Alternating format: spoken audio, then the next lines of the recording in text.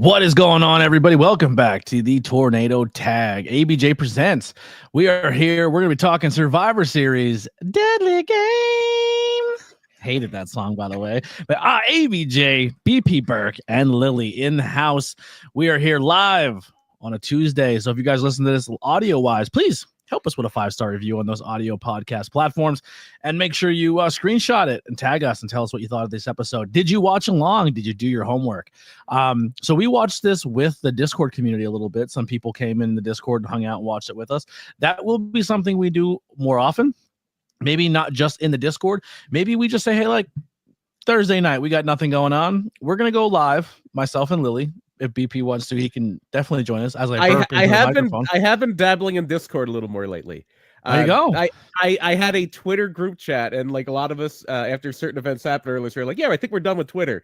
And I since have deleted my Twitter account, or X or whatever you want to call it. So I actually I have gotten a little more familiar with Discord this month. Not have John joined mine yet. That's awesome. Thanks for that. I'm there. No, I have a new one. No, I'm there. Oh, are you? I will put a message in there right now. Holy shit, BP making his fucking Discord debut.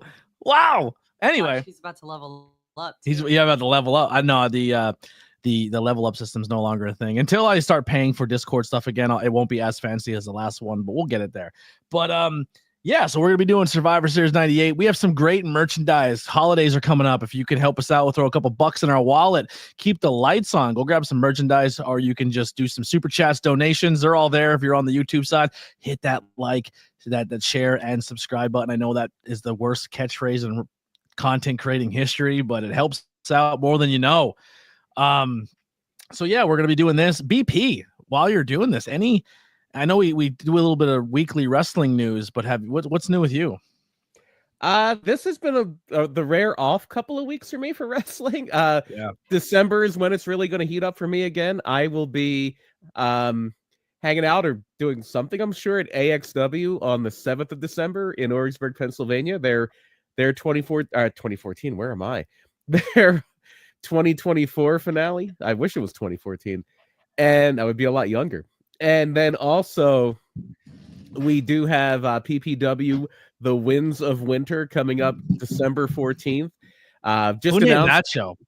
Where did that name come from? The Winds of Winter. You don't know what that's from? No. Well, no, it is. Well, first of all, Paul's son comes up with the names. Paul's younger son. Okay. And The Winds of Winter is the final book of the A Song of Ice and Fire series. Lord of the Rings was the first, or Lord of the Rings. Game of Thrones was the first one. Right. But the book series is called A Song of Ice and Fire, and The Winds of Winter is that last book that is like never come out. But it's coming. It's going to be PPW's final show of 2024. We've announced there's going to be a big battle royal. Some very, very exciting names. One that I know I've made you party to that is no, you're not. I mean, I can make that happen. If you want a piece, if you want a piece, get me in. Oh, you want to crack at Rembrandt? I'll get you in there. Your booking might change a little bit because I might eliminate some of your fan favorites. I'm just telling you that right now. Gonna go in the business for yourself a little bit. I'm shooting hard. It's gonna be like it's gonna be like that. This actually happened in ECW. Early ECW. There's a guy, horrible person, confirmed horrible person, Rockin' Rebel. Killed himself and his wife many years ago, and he was not very popular in the ECW locker room. Not obviously didn't know that was going to happen, but he had just rubbed people the wrong way, and they had a battle royal, and they told him he was winning the battle royal, and they told everybody else in the battle royal, as soon as that bell rings, you're all going to eliminate Rockin' Rebel. So they all go at Rebel at the very beginning of the battle royal, and he's screaming, I'm over, as they dump him out. Or I'm up, whatever. It's something like that. He's screaming that he's supposed to win as they're dumping him out of the battle royal. Is that videotaped? Probably, but I don't know where it would be unless it was on like one of those old ECW TV shows. It's now on the network. Like it was very early on. It was Eastern Championship Wrestling. Well, quick segue while we're talking ECW. Can't go into full details, but above BP's head, Joining that a beautiful high tension logo is Ruda Entertainment. More details coming soon. But a part of this, I guess, announcement that we can't talk about just yet. I was gifted a brand new title, BP. Oh, look at this. Yeah. The ECW Television Championship. Now, this belt looks legit, right? Looks perfect. Yeah. Famously held by Rob Van Dam. This belt weighs ounces compared to the other belts. Oh, this is one of the brass belts. Very, very thin. Very great for kids. Kids or people who want to carry a belt around or have a replica belt, but maybe don't want to carry around a 25-pound big man piece of gold. You know what I mean? So weak people, the frail, the infirmed, weak, frail, tainty. No, I don't know. No, but these are great. Like, if back in the day, if they made toys like this, this would be a landslide victory, because a kid can wear this, they can beat up on it, they can throw it around. It's super light. It's a great kid's gift. This is perfect. Like, honestly. And they're super affordable by Ruda Entertainment. When you do order your belt, say you got it, you heard it from the ABJ podcast. But yeah, so this one here was gifted to me so I can take to shows and show people what the top quality belt looks like, and then what the brass belts look like. Still amazing quality. I don't want to take anything away from this belt. It looks and feels great, but it's a lot lighter, a lot thinner, great for children. But also, BP, we were at the Hamburg Fieldhouse, and there was somebody that was going to be there that I was very excited to meet. Unfortunately, he was unable to come. I had my little whistle ready. I was going to meet him. A certain manager of champions. A certain manager of champions, almost like a Ruda himself. Like they're one and the same. And this belt is autographed by, there he is, Fonzie himself, Bill Alfonso. And hopefully I can. Wasn't there another guy in the area who famously held this title that comes to PPW every now and then? Mikey Whipwreck was a former ECW TV champion, yeah. So I might be able to someday add the old whippersnapper onto this bad boy too. But that was his finish. That wasn't his name. I know, but I like the little only one of those guys beat Steve Austin, and it wasn't Bill Alfonso. Yeah, Fonzo could have if you let him in there. You know what I mean? Fonzie had enough trouble with Beulah. He almost died in that match. But yeah, so that was the new gift by Ruda Entertainment. More details coming soon. Please follow Joe Ruda on all social media. Show him love. As good as it gets. Yes. Yeah, he's the best. And he just put a hype video out for this bad boy today. Little. I thought he was going to fire me, but yeah. He gave you the keys to the Lambo. Gave me the heebie-jeebie. Scared the hell out of me is what he did. Yeah, scared the ever-loving hell out of me. Yeah, but that's pretty much it for when it comes to like news. I know there's a pay-per-view. Is it this weekend or next weekend? This weekend, this Saturday is Survivor Series. War Games. I don't know if I'm gonna watch it. I'm gonna be honest. I might watch that the next day. I'm not sure what's going on yet this weekend. It's the holidays and stuff. It's all over the place. But without Lily, do you have anything you want to talk about wrestling wise? Jade Cargill's out now, so like. Were we expecting that though? Were you expecting that though? No. My understanding is it's a how do you feel about it? Is it really? Yeah. Yeah. But like a week before, like, how do you? Can I be honest? And I'm not trying to be mean. You would be, because you usually are. I'm not trying to be mean when I say this. I think it's not a terrible thing that Jade Cargill is not in that War Games. Because I think they could probably put somebody in and have a surprise. Hey, this is a cool person. Let's get excited for it. Well, it seems like it's going to be Bailey, and Bailey is nothing against Jade Cargill, but with their current levels of experience, Bailey is a step up from Jade Cargill. It gives, and even if it is Bailey, I mean, it wouldn't be a huge like, oh my god, that's awesome. But it would. They have a moment to make the women's event seem more interesting, because now we know that there's a mystery person, and mystery people going into a match always makes it better. Am I lagging? And the guy that comes out of the box gets over. Hell yeah, I can hear you just fine. Yeah. All right. Well, let's and Chuck's in the chat. What's going on, Charles? For the birthday boy himself, last week, hanging out with us. Thank you for hanging out with us and giving us a thumbs up over on YouTube. our Facebook. All right, let's get into it. Survivor Series 1998.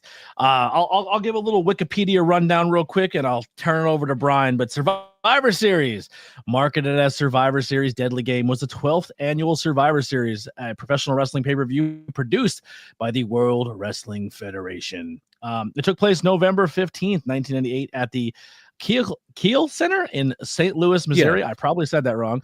No, you got it. It had 14 professional wrestling matches were scheduled on the event's card. PPW? A noticeably higher number for pay-per-view, but the main focus on the card was a tournament for the newly vacated WWF Championship. It was the first tournament held in WWF held for the WWF Championship in 10 years. The last being at WrestleMania. Both were 14. WrestleMania 4, which were both 14 matches and 8 regular matches and 16 tournament matches. So there also was a women's championship, a triple threat tag team match for the tag team championships were also on the card as well. The buy rate 400,000, attendance 21,000. The taglines was Deadly Games. And just to kind of run down this real quick, we had on the English I'm just going to do English commentaries. I'm sorry, Spanish people, but Jerry Lawler and Jim Ross are going to be your commentary team. Interviewers are going to be Michael Cole, Doc Hendricks, and Kevin Kelly. Ring announcers are going to be Tony Chimmel from Sunday Night Heat and Howard Finkel on the pay-per-view. Referees are going to be Tim White, Jim Corderas, Jimmy Corderas. Thank you. Corderas, yes. Or Earl Hebner, Jack Doan, Mike Chioda, and Shane McMahon. So I'm going to guess here, even though you didn't say it, that the Spanish announced team would have been at this point Hugo Savinovich and Carlos Cabrera. Yes. Yep. Okay. Nailed it. Hugo Savinovich very famously married Wendy Richter. Who'd he ever beat? Hugo? I don't think Hugo ever wrestled. Wendy Richter. Exactly. Wendy Richter did. That's right. So this is a very significant show, a very significant show. You really see the very, very, very beginnings of two of the characters besides Steve Austin. Steve Austin's been hot all year. Yeah. Steve Austin has been a runaway train now for a year plus, and when you come into 1998, WWE is still in the midst of that losing streak. The beginning of 1998 is when Mike Tyson comes in, and you have that big angle with him and Austin. You have Shawn Michaels losing the WWF title to Steve Austin at WrestleMania 14, thanks to The Undertaker. Had to tape up his fist in the back, make sure business was going to be done, make sure everything was going to be done the right way. And from there, it was shortly after that they break the streak. It was April 13th, 98 that the infamous, 83-week Nitro winning streak was broken. And for a lot... Is it 83 weeks? I don't know if I've ever... 82 or 83. It's not beating in your head with the name of a podcast, right? 83 weeks? Right. Yeah, I'm pretty sure that's what it is. So I was actually I think we brought this up before. I was at the Raw that broke the streak. I think we brought that up before. Mm-hmm. It was in Philly. Through a lot of 98 after that, it was back and forth. Raw would win a few, Nitro would win a few. Both were still pretty hot. But by this time, Raw was starting to pull away. WWF is starting to pull away. And this is kind of the show that leaves them in the dust, because you had Austin, and you have guys like The Undertaker, you have all these guys. Mick Foley was elevated. But now The Rock and Mankind are coming up to that level too. And this show is the best thing I can say about the show. I know we've joked around that this is Vince Russo's magnum opus. This is his finest hour. And it is in a lot of ways.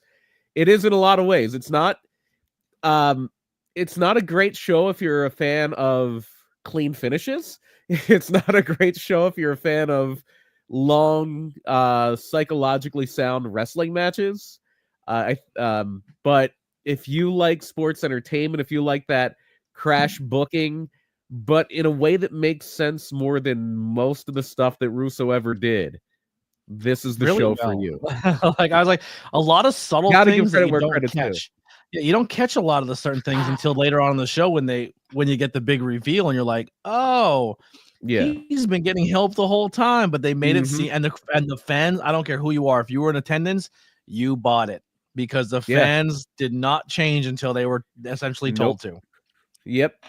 No, it went off without a hitch, and you did have a lot of filler. You had to have certain matches because of kayfabe, where you had to have that tag team title match so that the people in the finals get a break. They can't just go from one match to the next. Same thing for the from the quarterfinals to the semifinals. But yeah, for a 14 match card, they did do some, like, one of those matches was 30 seconds long. One of those matches was literally about 4 seconds long. So they cut where they had to cut. Yep. And that allowed them to give time to the matches that needed a little bit more time. And yeah, I think this is one of the more memorable, especially for a Survivor Series that completely abandoned that whole idea of the team match, the teams of 5 strive to survive, or even now the war games that they've graduated into that. This is pretty much a kind of benchmark, very memorable Survivor Series. And it also does come into play that this is 1 year removed from 1997, where the Montreal Screwjob happened at Survivor Series. And that is something that gets kind of themed in on very heavily by the time we get to the end, very heavily, to the point that The Rock still uses the sharpshooter to this day because of this show. Yep. And I'll start off little notes I have in my notebook. Horrible song. I hate the Deadly Game song. It's terrible. But it's a deadly game. Yeah, it's a deadly game. Hated it. Good intro package. The intro package, the way it was done, very, very good. Quick shout out to AEW. That November Rain video package was awesome. Yeah. Oh yeah, Whether you love Limp Bizkit or not, if you love Limp Bizkit or not, that My Way one. Wait. Time out. You think that song's by Limp Bizkit? No. When Limp Bizkit did the My Way and they used it for okay. Rock Austin. Yo. Oh, that's incredible. That was the best one of all time. Like, that is the best. Chicken. No, melody. That was perfect. Yeah. I actually went on a huge Limp Bizkit tear the other day at work. I was just listening to Limp Bizkit. I had so much fun at work. I thought for a second you thought November Rain was a Limp Bizkit. I'm like, what the hell? No, absolutely How not. can you think that? Could you imagine?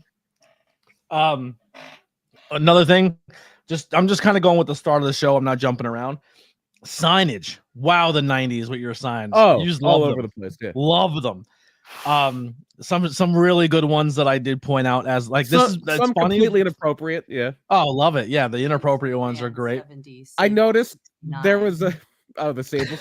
Well, I did see, because he had the Al Snow thing, like, because he had head. What does everybody want? Head? But did you notice behind Ross and Lawler at one point, there's literally a sign that says, "What does everybody want? Tits." Yeah, like that's the sign. I like the Foley is God sign. That one's a big, really popular one. Yeah, well, that to the point where his second book was called Foley is Good because he wasn't comfortable with that. He's like, just say Foley is good, please. Yes, please don't compare me to God. And then the New Age Outlaw sign, where they literally, like, the old school long computer paper where they wrote the entire New Age Outlaws catchphrase in the paper. Awesome. Could you imagine walking into if you try to bring that into a stadium now, they wouldn't even let you. Yeah, I know WWE, and they're probably vetting them very closely. WWE has started to do that on Raw, where they even have a segment on the show like, let's look at the signs, and you see all the different signs. But I'm sure you know what the big rule is now, because I was in a line where somebody was bringing one in.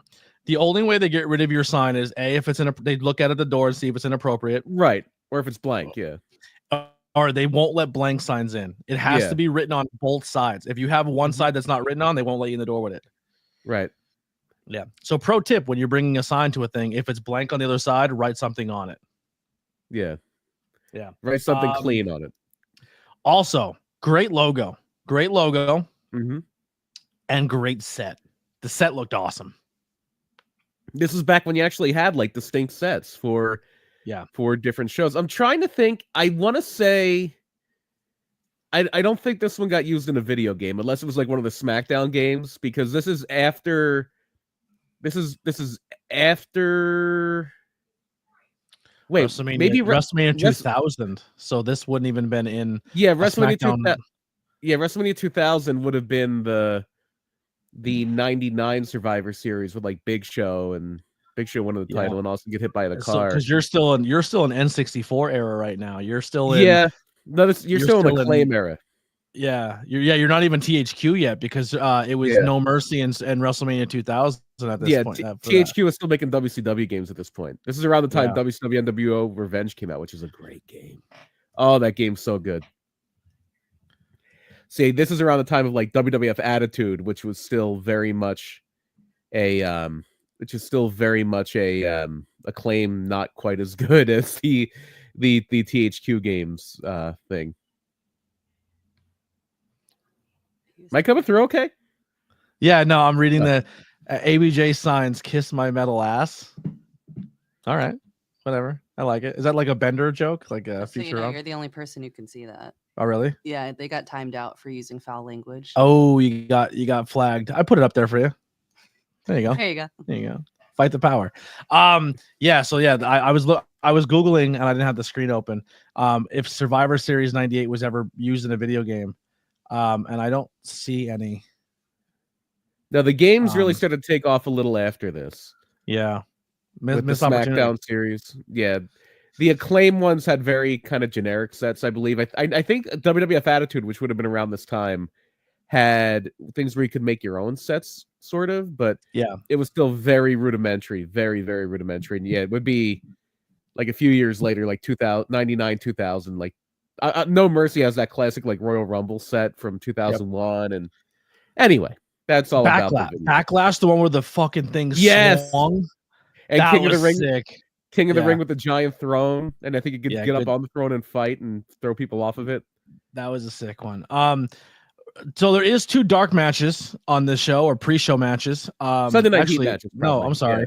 There's 4 matches that were not on the pay-per-view. So you have Too Much, which is Scott Taylor versus Brian Christopher. And they're not soon to be too cool. And they defeat the Hardy Boys on a dark match. Hardy Boys are still very, very, very new here. Yeah.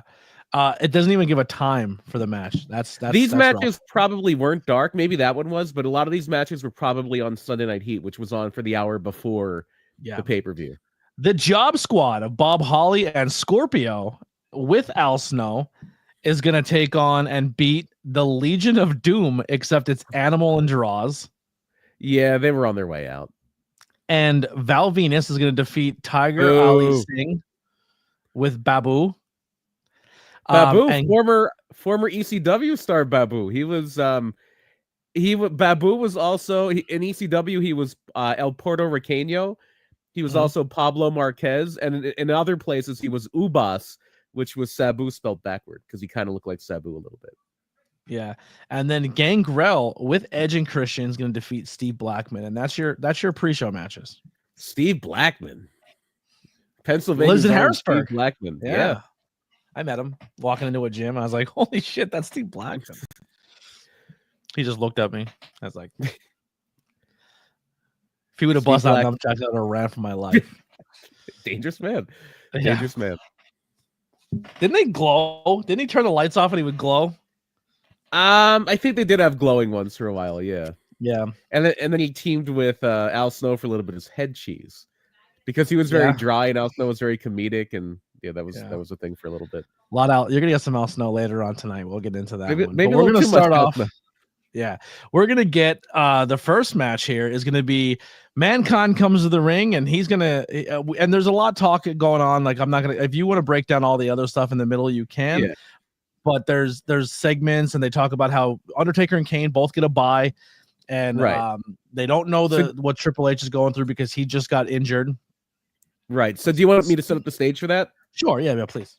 So the reason Undertaker and Kane get a bye, Steve Austin was the champion for a while, and they had a main event 2 shows before this. It was In Your House Breakdown, I believe, where it was the Undertaker versus Kane versus Steve Austin, and the Undertaker and Kane are in cahoots. They're working together, and they both pin Steve Austin at the same time.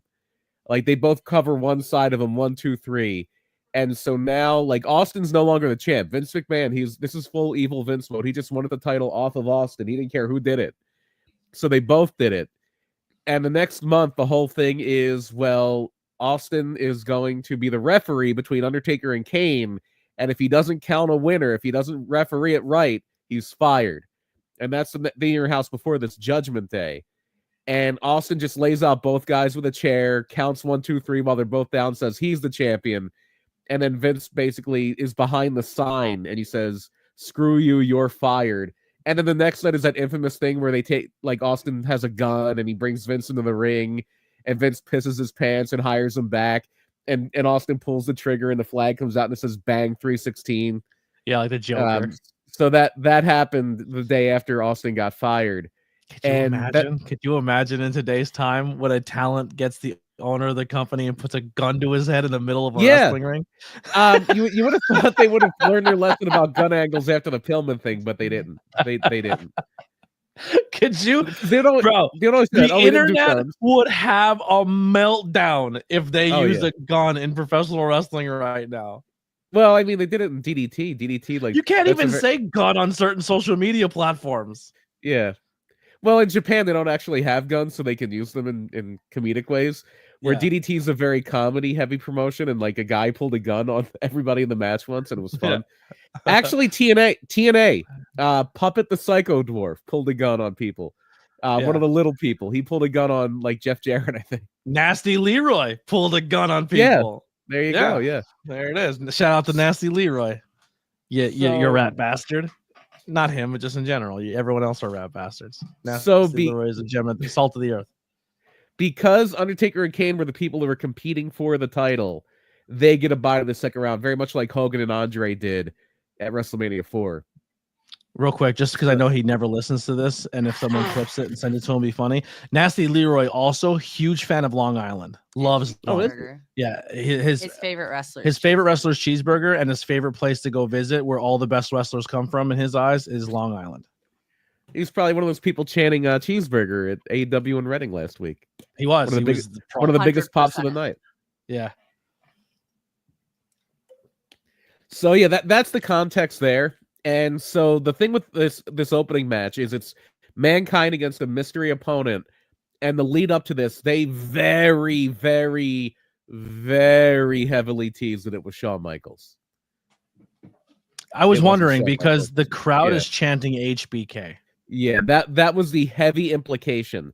So some of the things to know coming into this, Mankind is kind of this bumbling kind of, he's finding like that comedic swing that Mick Foley really became known for at the latter stage of his career, but he's doing it where he is kind of seeing Vince McMahon as his father figure. He'll do anything for Vince. He'll go after anybody Vince wants to go after. He's stupid. Yeah, he's stupid. So basically it's like, oh, well, this guy, Vince is just leading him along because like Vince coming into this wants anybody but Austin. Anybody but Austin. I don't care who wins this thing as long as it's not Austin, but I want it to be Mankind. That's what you're led to think going into this. The Rock has recently turned babyface. He's left the Nation of Domination about 2 months before this.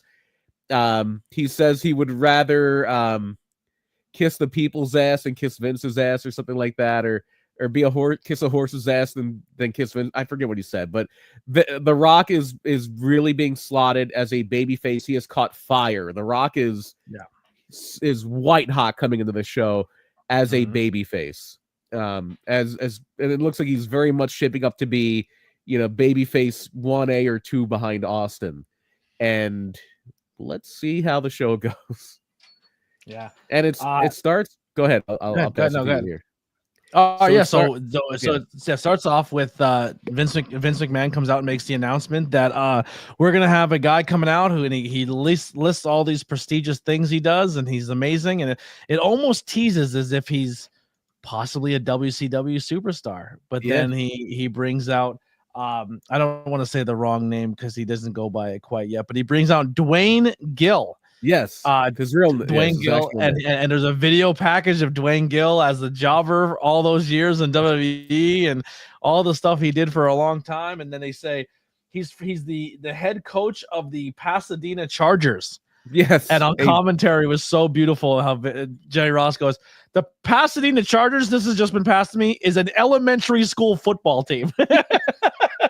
Which I think Dwayne's kid played for or something at the time. Yeah, so good. Like he was their shoot head coach. Yeah, and he's not Gilbert as of yet. No, he's just Gilbert would come a few weeks after this. Yes, Dwayne Gill was so impressive here that he wound up becoming Gilbert. They want to throw him a bone. his facial expressions to the crowd, here's one thing I will say a lot here. And maybe it's just the atmosphere that the 98 crowd gave this roster, but man, did everyone, even if your wrestling was dog shit, man, they played to the crowd so well. And it makes me interested to see how some of these plant talent would have acted as if they had a dead crowd. You know what I mean? Because it was white hot. Oh no, the crowds were so hot at this point. Wrestling and especially WWF at this point this is the beginning of the boom. This is the beginning of, and I'm not talking about the boom like the Costco guys. I'm talking about like the don't even bring up their names. All right. Yeah. Over 10 million views on YouTube for that, by the way. You know what's annoying? Every single AEW superstar is making videos with them and putting them all over the internet. Like it's like they never met anyone ever before. Like you want to make yourself look cool, then don't act like a mark. Like you yell at fans for acting like marks, and then an internet celebrity walks in that's on their 15 minutes of fame, walks in the door, and you act like mega marks for them. It's a grown-ass man who used to be a pro wrestler who's using not even his own kid to get over. Well, one of them is it's weird. And they're both, it's like you're using your children to get over. Grow up. It worked for the Jacksons. So I'm telling you, I'm waiting for the Netflix documentary to drop when this all hits the fucking fan. So I hit a nerve. So Dwayne Gill is the crowd is so hot, and this is a quick 30-second squash, double arm DDT, cradle by Mankind, and it's over. And the whole idea is, okay, they're setting this up for Mankind to cakewalk his way to the finals. Absolutely. Match 2. I actually like this matchup. Jeff Jarrett versus Al Snow. So Jeff Jarrett, wonky finish. But not me going, oh my gosh, that's what Jeff Jarrett actually used to look like. Yeah. Well, sure, she goes, wow. And I go, you talking about Deborah? And he's like, no, Jeff Jarrett. Look at Jeff Jarrett. Actually, ain't he great? Yeah. Deborah still looks amazing today. Yeah, I remember she was in Hamburg and it was like 90 in a degrees. 3-piece suit. It was 500 degrees in that building. Looking like she's going to the Kentucky Derby. And she didn't have a drop of sweat on her. Nope. I don't know how she did it. She probably her sweat glands removed or something. It's the fans. Huh? Probably her sweat glands removed or something. Jesus, it was unbelievable. So this is very early on in Deborah McMichael being in WWE. When did they drop McMichael? Not long after this, right? Then she just went by Deborah. Yeah. They just went with Deborah pretty early on. In fact, after this, because it's not bad on this show at all, but this is heavy into the TNA-ification of women, and there's a lot of evening gown matches and things like that.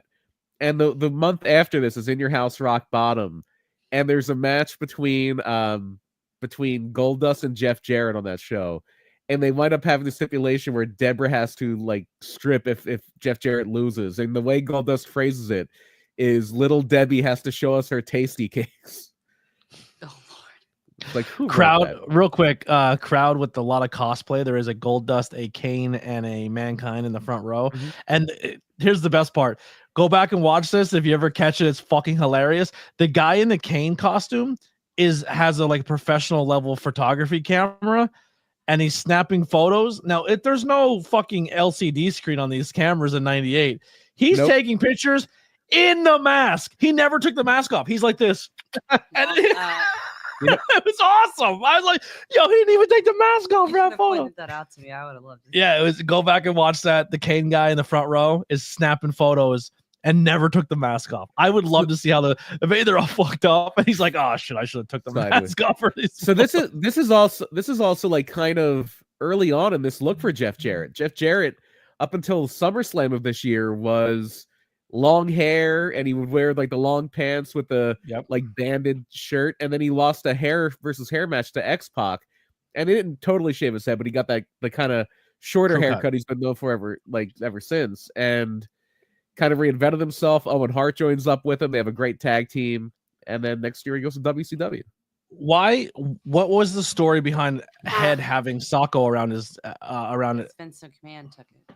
Yeah, Vince McMahon took it and gave it to Al Snow so that when Mankind would find it, he would get enraged and it would take him to that next level. They explained that on Gotcha. commentary in the Mankind Al Snow match in the next round. That makes sense. Another thing too is Al Also, Snow. Al Snow. Oh, go ahead. Sorry. Got Al Snow with the side pony, which is funny. They had the side pony going on. No, just one pigtail. Yeah. Pre-Napoleon Dynamite too. Yeah, just one. Oh. Al Snow's music, where it sounds like a woman's voice saying something backwards or something distorted. Does anyone ever know what it's being said? Is that like a weird, like random fact? I don't know, but somebody probably did. I know this was around the time, maybe would have been a little after this, where Walmart refused to sell his action figure because they said it was a woman's severed head.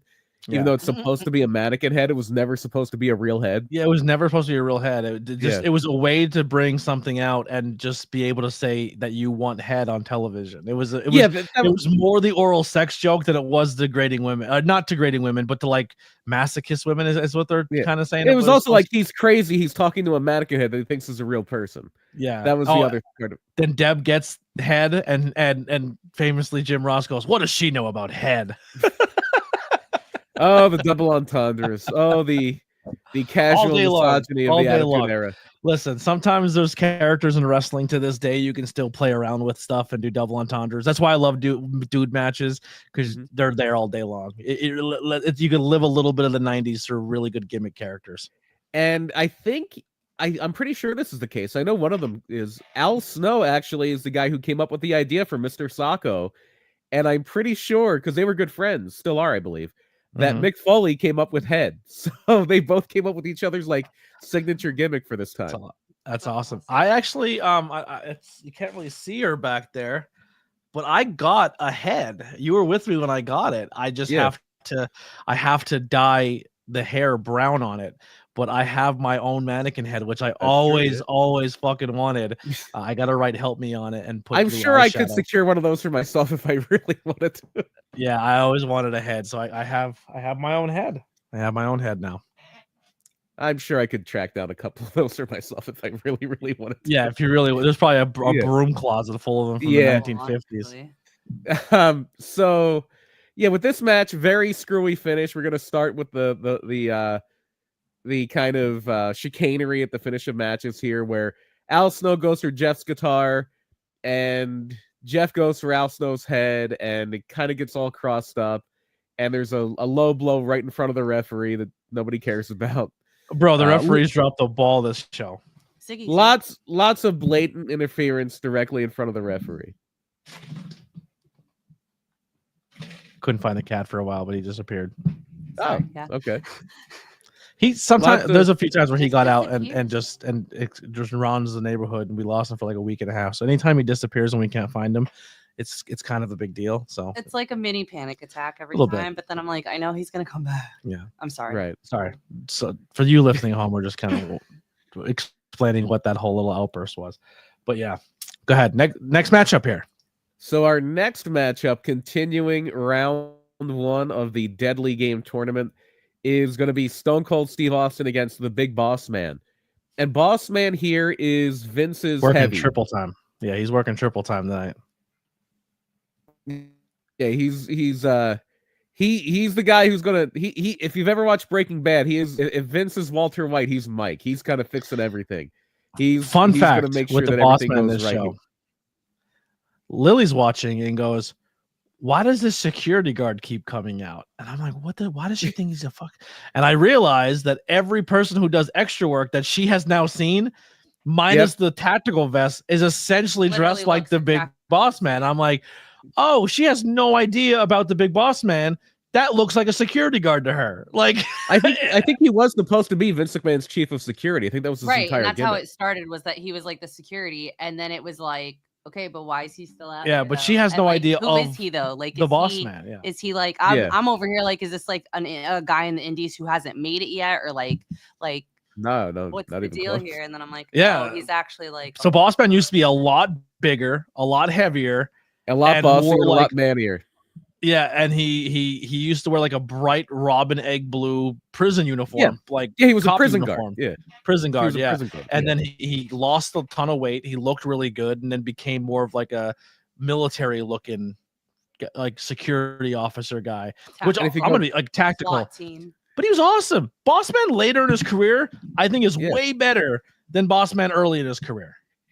He had his moments early on too. Like even before he was the big boss man, he was Big Bubba Rogers in Crockett, and he was Jim Cornette's bodyguard, and he would wear a suit, wear a hat, never registered any emotion, to the point where they did a segment where he accidentally they were filming this thing and they accidentally slammed his hand in a car door for real.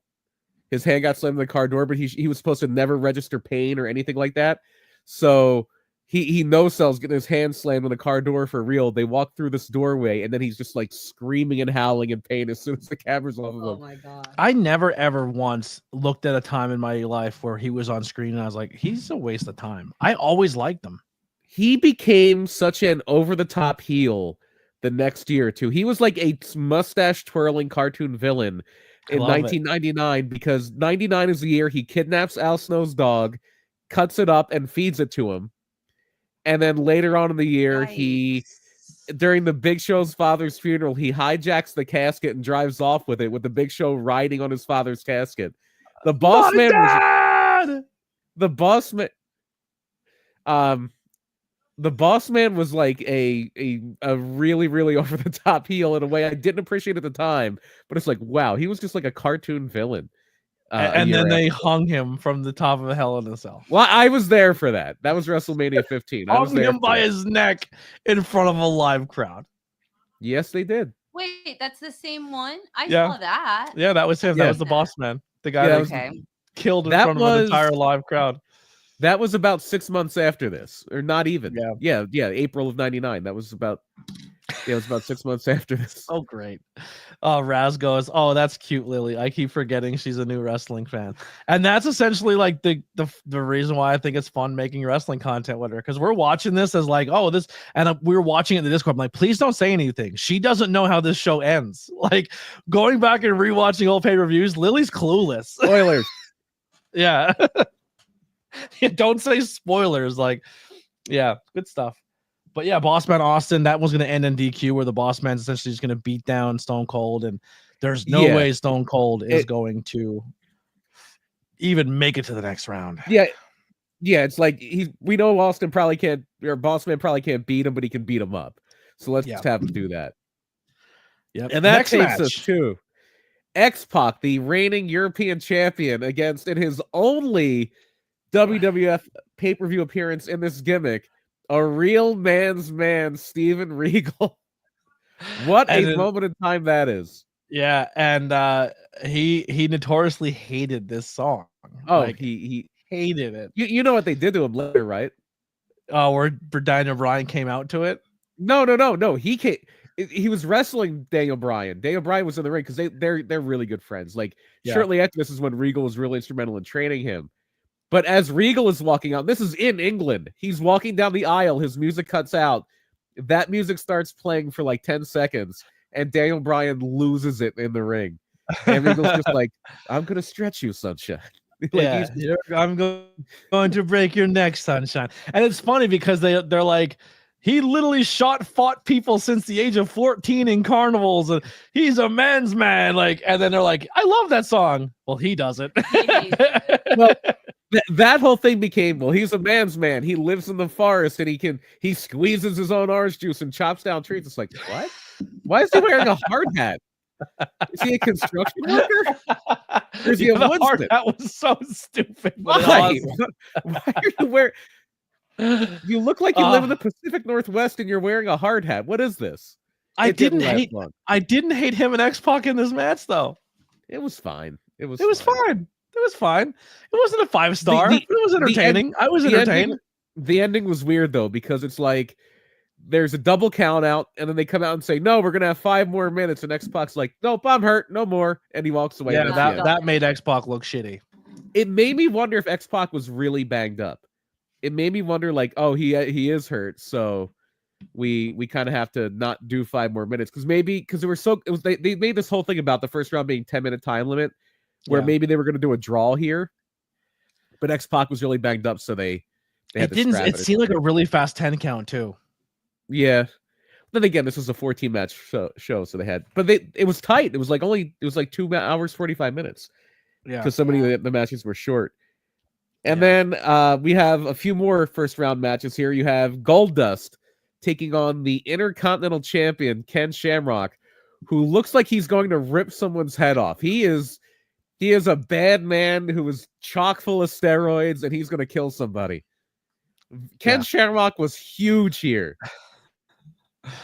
Ken Shamrock later on in the night does some stuff in a wrestling match that I forgot he was able to do. I'm going to be honest. I'm like, if you take this Ken Shamrock, well, I mean, he would have to pass a test in at least one of the companies, which he wouldn't be able to do.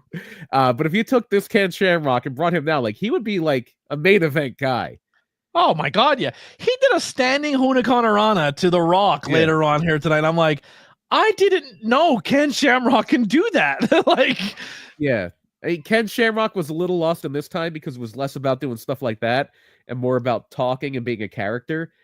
Is Ken Shamrock the Nigel McGuinness, Daniel Bryan before? Like, he made shoot fighting look really good for like the way he transitioned into submissions and everything. Like, he was the blueprint to what a lot of that style is right now. And you had a lot of those guys at this time, but they were all in Japan.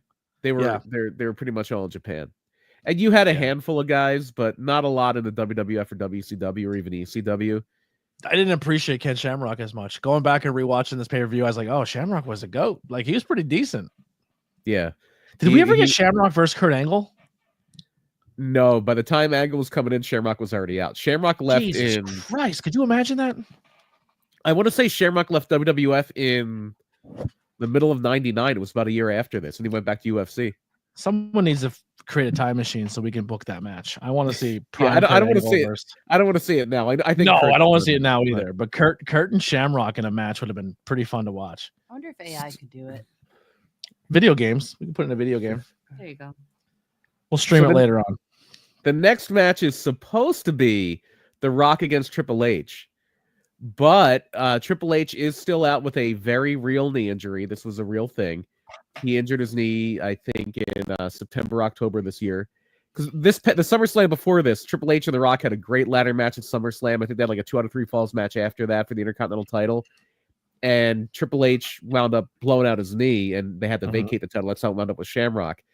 But they have one of the great things here is Briscoe and Patterson, the Stooges, who are so good at their job, doing the whole New Age Outlaws thing, but doing their own spin on it was incredible.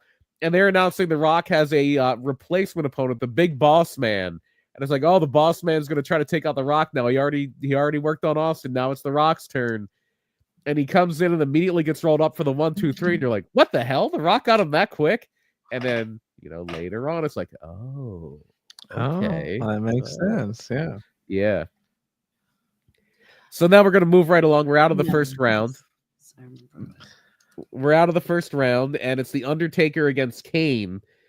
And this is a little tricky here because they were first, Kane was the heel, Undertaker was the baby face, and they were both kind of heels working together. And at this point, Kane's a baby face, but Undertaker has Paul Bearer again, and it's all very screwy. And what do you think about Paul Bearer without the makeup on? At this point, they were trying to do a little more of a reality thing with him, so it made sense. Yeah. It was fine. It was fine.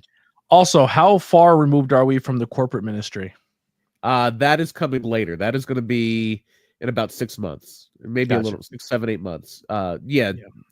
After by King of the Ring by next June. This is November to June. So about 8 months until that happens, because we do have a very very brief Vince McMahon babyface run for like 2 months. Mm-hmm. But it doesn't last long at all. And Kane and Undertaker put on a fine match. They didn't do crazy stuff, but it was fine. And so Paul Bearer kind of helps. They do the actually took this finisher PPW where Paul's grabbing the feet. This is how Sugar Dan beat Tom Mitchell for the No Limits title. I was stealing more from Bobby Heenan at WrestleMania 5, but whatever. So yeah, Undertaker's going to advance here, and then we get to the rest of the quarterfinals. Mankind and Al Snow, and this is where the sock on head becomes a thing where like Mick Foley realizes that, and that's what sparks his comeback at the end, where he just goes nuts and just beats Al Snow with the mandible claw, and he has Socko back. This is also, and it's not fully realized yet, but this is also, I think, the debut, or around the same time as the debut, of the look that Mankind will have the rest of the way, where he's not wearing the whole brown full body thing, like the brown vest and the brown pants. He's wearing the white, the raggedy dress shirt. Yeah, but he like keeps the bow tie. No, he actually he switches to a black tie. He switches to an actual like necktie. Yeah, I don't think it was always black, but he does switch to a necktie.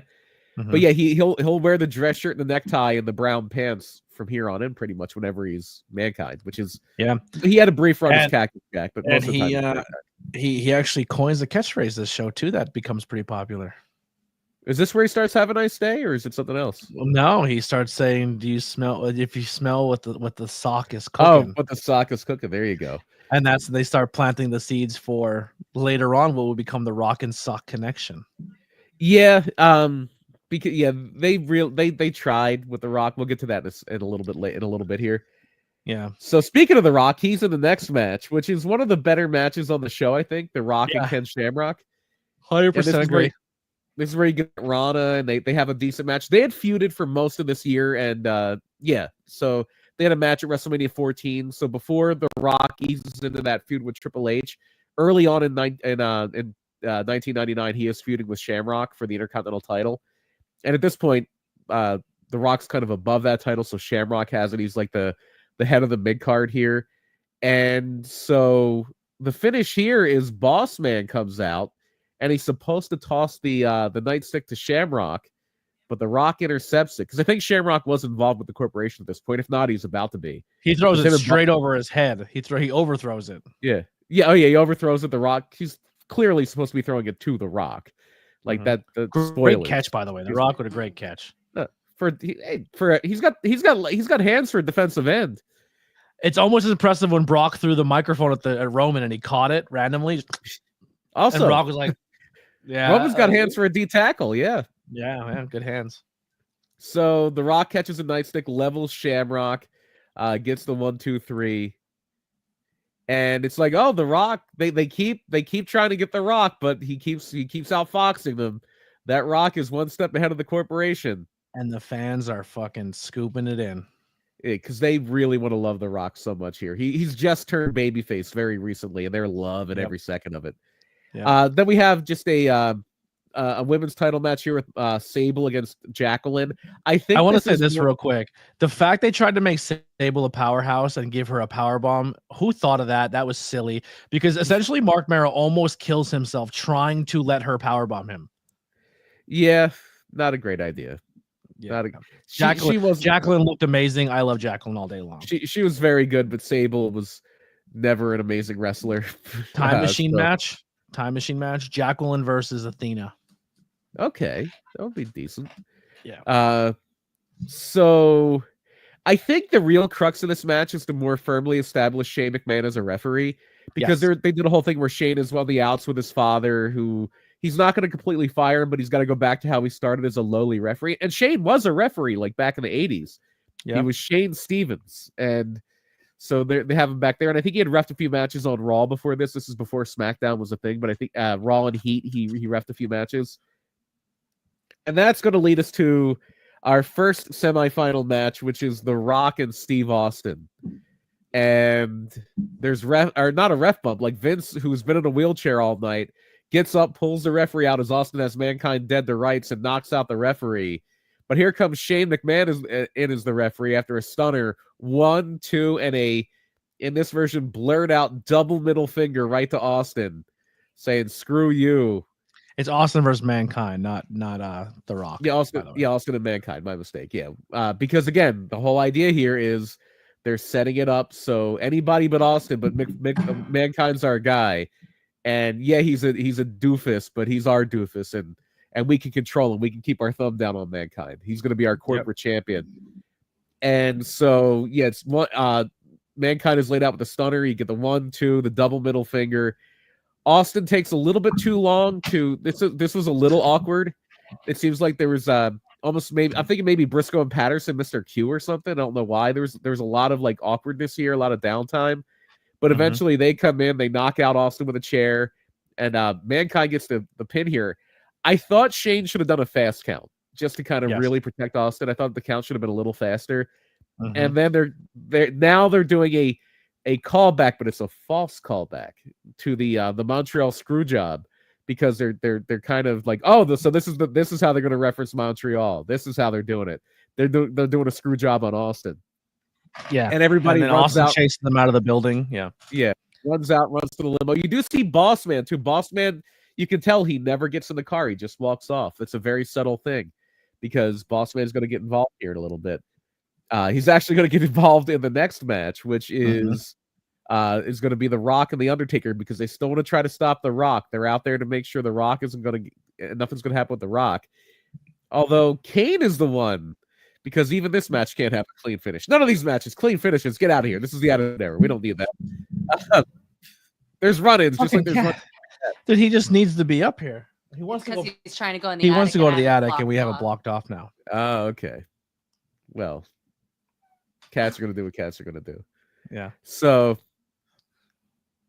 Kane comes in, and for a guy who is his scene at this point is not being very intelligent, he's going to do a very smart thing and chokeslam the Rock, so the Undertaker gets disqualified despite the Undertaker.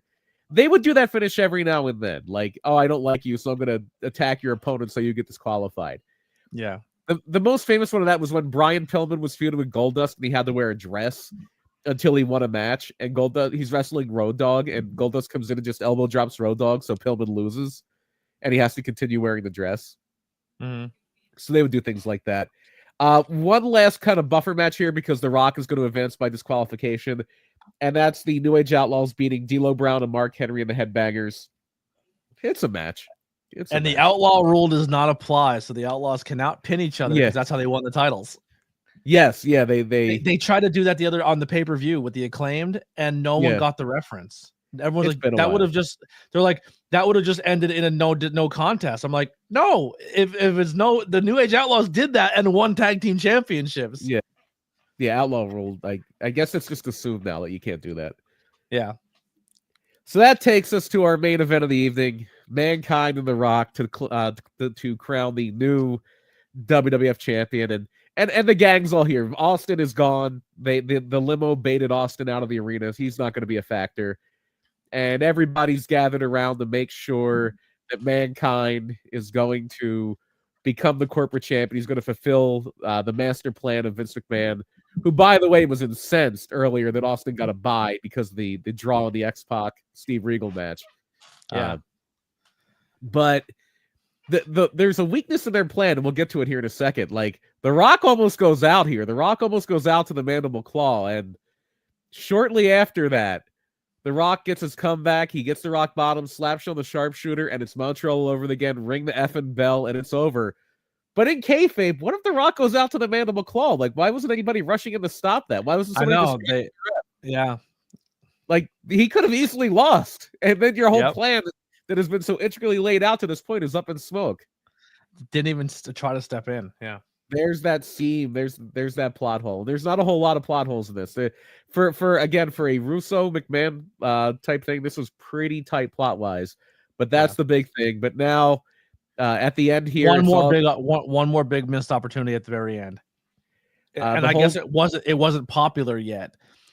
But you know it's happening, but they don't glass shatter. He just comes out to no music. Yeah. I was like, oh, dude, Lily's gonna experience her first glass shatter, and I thought the glass shatter was gonna hit and this place was gonna rock. But he just walks out to nothing, and it kind of ruined the moment until the crowd actually seen him halfway down the ramp, and then he just runs in. And I was like, man, if they would have played the, they got better than that. They got better at that in a while. But This is the birth of the people's champ. At this point, the corporate champ. This is kind of the proto version, and he was a heel before this, but this is the first look at The Rock we got this year. Of the, you know what I noticed too in this one? The Rock does the people's elbow with his back to the hard cam because he's doing it for the people, and then when he turns heel, he turns away from them and goes hard cam. It was the corporate elbow. It wasn't the people's elbow. But I'm saying he turns his back to the people to do the elbow because he's looking at hard cam now because he's vain.